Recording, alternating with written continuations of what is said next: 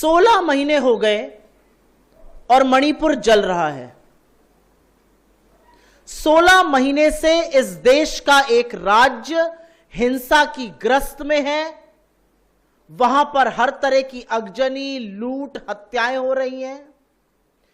16 महीने से जलते हुए मणिपुर में अब एक नई तरह की हिंसा भड़क उठी है।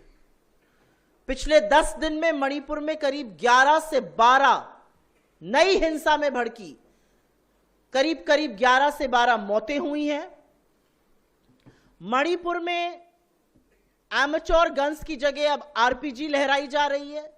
मणिपुर में गांव के ऊपर ड्रोन से हमला हो रहा है, गांव के गांव ध्वस्त हो रहे हैं, उन इलाकों में हमला हो रहा है जहां पर हिंसा नहीं थी।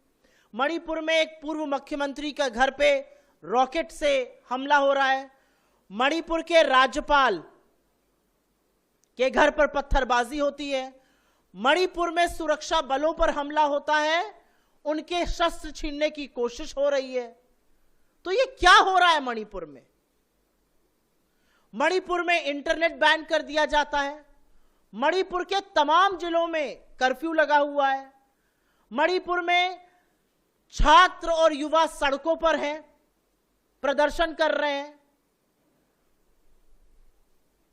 मणिपुर की पूर्व गवर्नर, जो फुल टाइम गवर्नर थी, जो मणिपुर के हालातों को अच्छे से समझ रही थी, जो उनकी व्यथा को समझ रही थी, वो कह रही हैं हालात बहुत गंभीर हैं। उनको हटा दिया गया है, एक हाफ टाइम गवर्नर अपॉइंट कर दिया गया है। मणिपुर के सारे एग्जाम स्थगित हैं। तो इस देश का एक राज्य जहां पर जा जाकर बड़ी बातें करने में नरेंद्र मोदी बयानबाजी करते थे, वो 16 महीने से जल रहा है। और इस देश के प्रधानमंत्री के पास 1 मिनट का वक्त नहीं है कि वो मणिपुर चले जाएं। वो चुनाव में मणिपुर नहीं जाते, उसके बगल के राज्यों में होकर लौट आते हैं। वो अमेरिका, फ्रांस, ब्रिटेन, ग्रीस, रूस, यूक्रेन सब जगह घूम आते हैं, बस मणिपुर नहीं जाते हैं।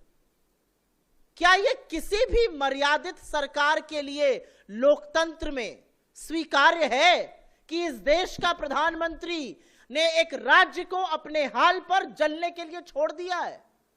कोई